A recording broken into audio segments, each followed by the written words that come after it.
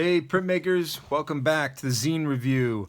This is a recipe for happiness. This is done by Emily Chan at Emulia. I'm guessing that's her Instagram handle. This is 2018 in Bozeman, I'm guessing that's Montana.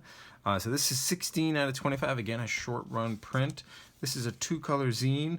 One of the big reasons I want to show this to you is it just folds all the way out, right? It folds all the way out. Awesomeness, beautifulness. Don't want to show you the entire zine. Save some for you guys and for the artists to get some more beautiful things.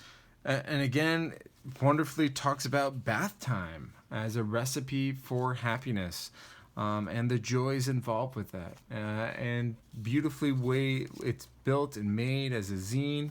You can see how this is one long strip of paper and it folds in onto itself. Becomes one beautiful little package. All right, awesome thing to check out. Hope you all enjoyed it.